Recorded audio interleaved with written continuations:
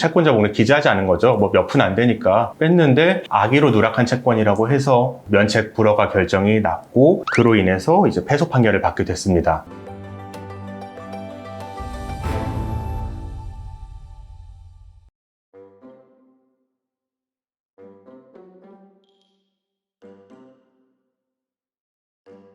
우리가 흔히 네. 뭐 도박빚이다 이러면은 면책이 어려운 거는 뭔가 상식적으로 좀 알고 있잖아요. 네. 이거 왜 면책이 좀 안 되는, 법원에서 안 받아들여주는 이런 돈이 좀 있을까요? 비면책 채권, 그러니까 면책이 안 되는 채권과 면책 기각 결정을 내리는 걸 구분을 해야 돼요. 도박 채무 같은 경우에는 면책이 기각이 되는 거고요. 비면책 채권이라는 거는 그러한 채권이 있어도 면책 결정은 내리는데 그 채권들에 대해서는 채권자들이 계속 추심할 수가 있다. 그게 비면책 채권입니다. 뭔가 좀 복잡하네요. 네, 복잡하죠. 네. 예를 들어서 가장 대표적으로 우리 파산제도 자체가 국가의 조세 수입을 늘리기 위해 만든 것으로 보이기 때문에 조세 채권 같은 경우에는 대표적으로 비면책 채권이에요. 조세 채권이 있는 사람들은 어떤 사람이 채무가 전체가 1억인데 1억 중에 9천만 원은 사채권이고 1,000만 원은 조세 채권인 경우에 이 사람이 파산을 해서 면책까지 받을 수가 있어요. 그런데 1,000만 원에 대해서는 면책의 효력이 미치지 않고 언제라도 국가가 와서 압류하고 추징해 갈 수 있는 거죠. 이게 비면책 채권입니다. 깡패.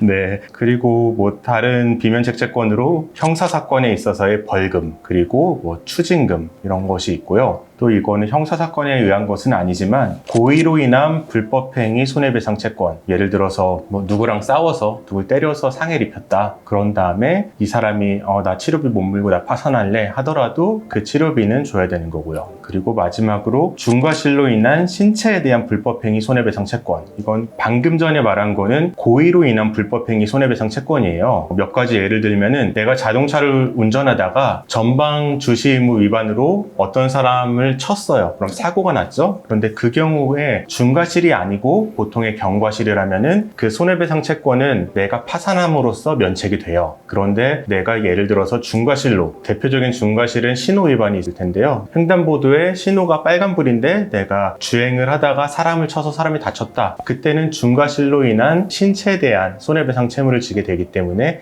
이때는 또 면책이 안 됩니다. 그러니까 어쨌든 다 갚아야 된다는 거죠? 네, 다 갚아야 됩니다. 다른 채권은 파산을 통해서 다 면책을 받아도 이 채권은 그대로 남아있는 거예요. 그러니까 회생이랑 파산 이런 거 신청은 다 되는데 네. 그 와중에 이제 그 돈은 다 갚아야 된다. 네, 신청도 할 수 있고 회생이면 개시결정, 인가결정, 면책결정까지 다 받을 수 있는데 그 돈에는 효력을 미치지 않는다. 이렇게 보시면 됩니다. 그리고 또 있나요? 또 말씀드릴 게 비면책 채권 중에 제일 이제 법적으로 문제가 되는 게 악의로 채권자 목록에 기재하지 않은 청구권이라는 게 있습니다. 법률 용어로 얘기하기가 어려운데 그냥 네. 숨긴 돈? 네, 숨긴 돈이죠. 악의로라는 말에 대해서 이제 법적 해석이 분분했어요. 지금 대법원의 태도는 내가 채권이 존재하는 걸 알면서도 쓰지 않으면은 그거는 악의로 기재하지 않은 채권으로 봅니다. 과실이냐 고의냐를 따지지 않고 내가 실수로 못했더라도 알면서 안 했으면 악이다 이렇게 보고 있는데, 이로 인해서 어떤 문제가 생겼냐면은 최근에 이제 발표된 자료에 기록된 사례인데요. 영구 임대 아파트에 거주 중인 70세 노인이 파산을 했어요. 근데 이 노인이 파산을 하면서 면책 결정까지 받았는데 예전에 친구 보증을 서준 적이 있었대요. 근데 친구 보증을 서줬는데 친구가 나 그거 지금은 원금 다 갚고 이자밖에 안 남았어. 그러니까 그거는 그냥 뺀 거예요. 채권자 목록에 기재하지 않은 거죠. 뭐 몇 푼 안 되니까 뺐는데 파산 결정이 끝나고 나서 노인에게 청구가 들어온 거죠. 채권자로부터. 그래서 노인은 면책 확인해소라고 해서 내가 이거 누락했지만 면책된 걸 확인해달라는 소송을 제기했는데 악의로 누락한 채권이라고 해서 면책 불허가 결정이 났고 그로 인해서 이제 패소 판결을 받게 됐습니다. 이런 경우에 그럼 어떤 해결 방법이 있었느냐? 이 사람이 이 채권을 껴서 다시 파산 신청을 하면은 기각 결정을 내렸어요. 왜냐하면은 파산 신청을 할 때 기본적으로 기각 결정이 나는 경우가 파산으로 면책받은 날로부터 7년 이내인 자는 무조건 기각 결정을 내렸거든요.